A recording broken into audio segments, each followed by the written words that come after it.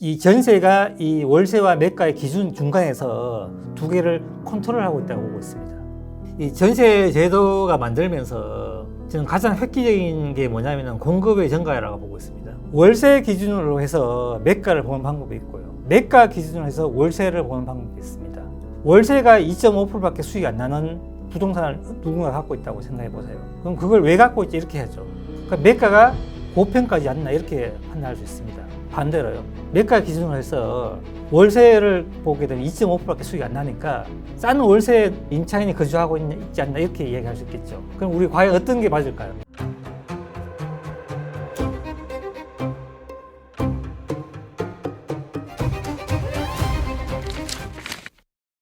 안녕하세요. 부동산 프로파일러 김준영입니다.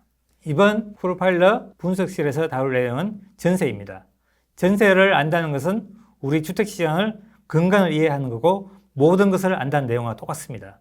그래서 5분 주제를 통해서 여러분들은 전세를 이해하고 우리 주택시장을 이해하는 데 큰 도움이 됐으면 좋겠습니다. 우리의 주택시장의 우리 가격 구조가 전세라는 제도로 우리가 독특하게 만들어져 있는데요. 우리가 매매 가격과 전세 가격에 대한 용어의 정리가 좀 잘 되어 있어야 되는데 매매 가격은 우리 자산이고요. 자산 가치입니다.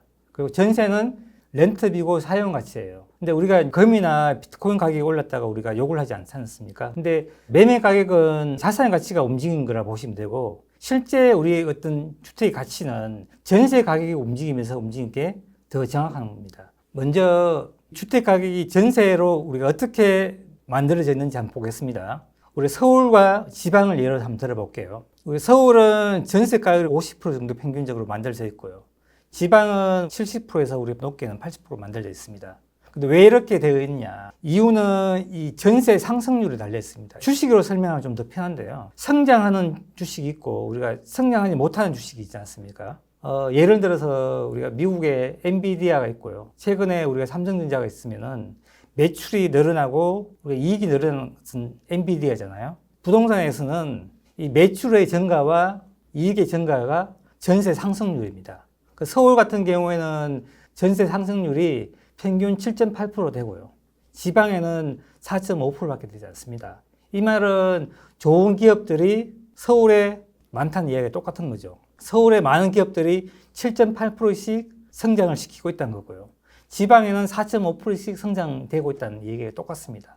이 성장이 된 것들이 기대 수익이 돼서 매매 가격으로 환산이 되거든요. 그래서 성장이 높은 지역이나 아파트나 부동산은 기대 수익률이 많이 올라가서 전세 가격이 벌어져 있습니다. 그리고 전세 상승 낮은 곳들은 기대 수익률이 낮기 때문에 매가가 많이 못 가서 전세 가격이 붙어 있습니다. 전세의 가치의 변화에 따라서 기대 수익률이 변하면서 매가가 움직이게 되어 있습니다. 매가가 움직이는 원인들은 굉장히 많지만은 실제 가치가 움직이면서 움직이는 것은 전세가 움직이면서 움직이는 것이 가장 합리적인 평가라고 할 수 있습니다.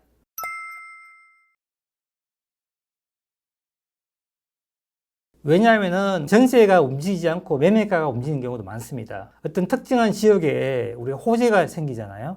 그러면은 전세가 미리 오를 거라고 생각하고 미리 반응하는 거거든요. 근데 그 호재는 얼마 가지 못해요. 그럴 때 매매 가격은 일정 수준에 멈춥니다. 근데 전세가 움직여서 매가를 움직이게 되면은 전세가 움직이는 동안 계속 매가가 상승하게 됩니다. 사용 가치가 올라가면서. 그래서 전세가 움직이면서 매가가 움직이는 모습이 실제 기업이 매출이 늘어나고 이익이 늘어나면서 주가가 반영하는 것과 똑같은 원리가 되는 것입니다. 그래서 이게 지방하고 서울의 전적인 차이는 뭐냐면은 전세 상승률이 달려 있습니다. 전세 상승률을 다른 말로 표현하게 되면은 전세 성장률과 같고요. 주택의 성장률이라고 표현해도 됩니다. 그래서 그만큼 중요한 것이 전세 상승률입니다. 전세 상승률을 기준으로 해서 만들어진 전세 가율이 월세가 어떻게 표현되냐에 따라서 시장을 보는 관점이 좀 달라지는데요. 서울같이 매매가가 많이 반영되어 있는 곳은 전세 가율이 낮습니다. 만약에 전월세 전환율이 5%로 가정하게 되면 월세 수익률이 2.5%밖에 되지 않습니다. 그리고 지방 같은 경우에 만약에 전세 가율이 80%면은 똑같이 전월세 전환율이 5%일 때 월세 수익률은 4.5%입니다. 수익률은 지방이 더 좋지만은 성장에 있어서 서울이 더 좋기 때문에 매가 상승을 기대한다면 서울을 해야 되고요. 수익률 생각하면 지방을 해야 되겠죠. 근데 이걸 가지고 우리가 시장을 평가할 때 어떤 관점으로 우리가 시장을 보는가 되게 중요한데요. 월세 기준으로 해서 매가를 보는 방법이 있고요. 매가 기준으로 해서 월세를 보는 방법이 있습니다. 월세가 2.5%밖에 수익이 안 나는 부동산을 누군가 갖고 있다고 생각해 보세요. 그럼 그걸 왜 갖고 있지? 이렇게 하죠. 그러니까 매가가 고평가지 않나 이렇게 판단할 수 있습니다. 반대로요. 매가 기준으로 해서 월세를 보게 되면 2.5%밖에 수익이 안 나니까 싼 월세 임차인이 거주하고 있지 않나 이렇게 이야기할 수 있겠죠. 그럼 우리 과연 어떤 게 맞을까요? 우리 월세가 정말 비싼지 안 비싼지를 여러분들 한번 판단해 보시기 바랍니다. 월세가 시장의 렌트비입니다. 우리나라를 제외하고 거의 모든 나라들이 월세가 기반이 되어 있고요. 우리의 어떤 경제 수준에 맞는 도시들과 비교했을 때 과연 우리의 월세가 비싼지 안 비싼지를 한번 판단해 보시는 것도 매가를 판단해 보면 기준이 될 수 있거든요. 그래서 제가 판단한 기준은 이 전세가 이 월세와 매가의 기준 중간에서 두 개를 컨트롤하고 있다고 보고 있습니다. 이 전세의 어떤 변화는 그러면 어떻게 변화하느냐 되게 중요한 의미가 갖고 있는데요. 전세 속에 숨어있는 우리가 단기적인 변화의 모습을 보려면은 첫 번째 단기적으로는 수급에 영향을 가장 많이 받습니다. 그래서 우리가 성장이 우리가 끝난 도시들도 수급에 의해서 단기적으로 전세가 움직일 수 있거든요. 근데 좀 장기적으로 보게 되면은 이 전세는 인구의 성장이나 가구세 증가 아니면 어떤 지역의 일자리, 관광, 산업 같은 경제 활성도에 따라서 전세가 또 움직일 수 있습니다. 그리고 이 전세에 들어오는 임차인의 어떤 소득도 중요하고요. 그리고 도시가 갖고 있는 컨텐츠도 되게 중요합니다. 우리가 바다를 끼고 있다든지 이런 도시들은 좋은 컨텐츠를 가지고 있는 것과 똑같거든요. 이런 도시들은 전세 상승률이 조금 더 높습니다. 부산하고 대구를 비교해봐도 전세가 상승률이 부산이 조금 더 높게 나온 걸로 알고 있습니다. 도시가 갖고 있는 경쟁력에서 나오거든요. 그래서 이 전세가 움직이는 모습들을 우리가 정확하게 알 때 매가가 움직이는 것을 알 수가 있습니다.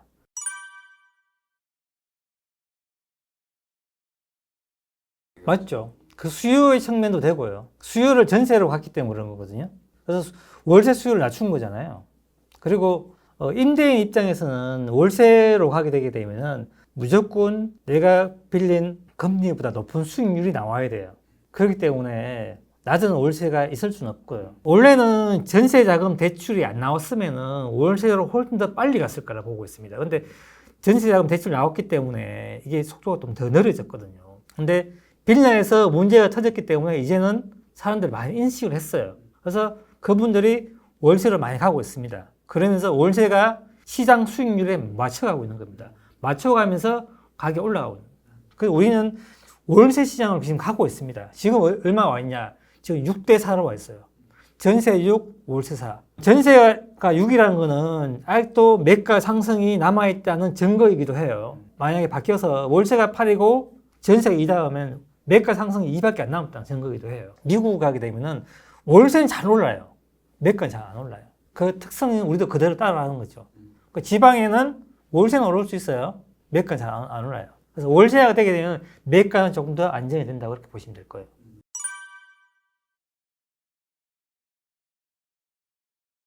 장점은 되게 많죠. 근데 우리나라 사람들은 참 머리가 똑똑한 것 같아요. 이 전세 제도가 만들면서 저는 가장 획기적인 게 뭐냐면 공급의 증가라고 보고 있습니다. 공급의 증가를 이렇게 할 수 있다는 거는 투자자예요. 신수요자분들은 가격에 굉장히 민감해요. 투자자는 시세 차익이라는 어떤 목표가 있으면은 가격에 민감하지 않거든요. 우리가 만약에 신도시에 분양을 한다 생각해 볼게요. 아무것도 없어요. 인프라가. 그러면 거기에 누가 살려고 하는 사람 잘 없을 거예요. 거기를 투자자가 전세 놓고 해서 몇 년 있다가 그걸 우리가 실수해서 팔아요. 그게 투자자가 하는 거예요.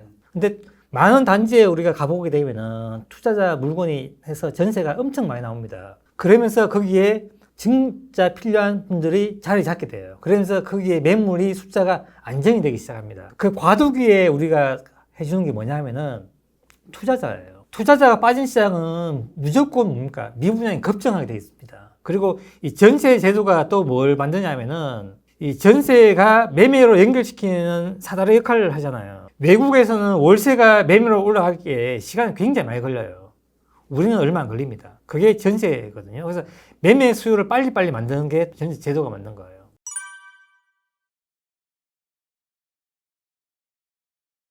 일단 전세는 사라지지 않고요. 강남이 전세가 가장 오랫동안 살아남을 거예요. 만약에 전세가 없으면은 첫 번째가 뭐냐면 월세가 올라갑니다. 두 번째가 공급이 잘 안 돼요. 건설사에서. 왜? 투자자가 빠지기 때문에. 월세로 투자를 하자. 그 아파트 단지가 월세가 얼마 나올지 알 수가 없어요. 투자자 다 빠집니다. 그러면은 분양을 못 해요. 공급이 엄청나게 줄어들 거예요. 월세가 되게 되면은.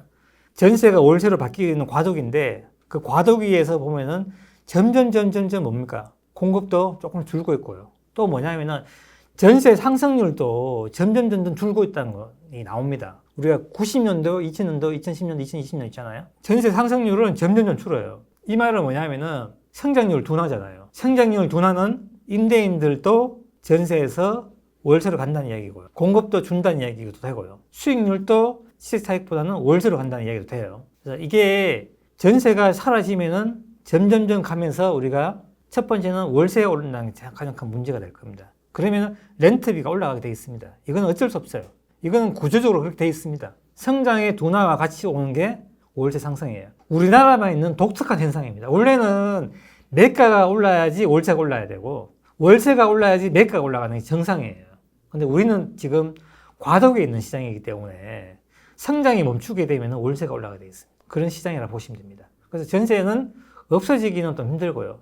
아마 천천히 시장은 월세화가 되는 게 맞을 겁니다.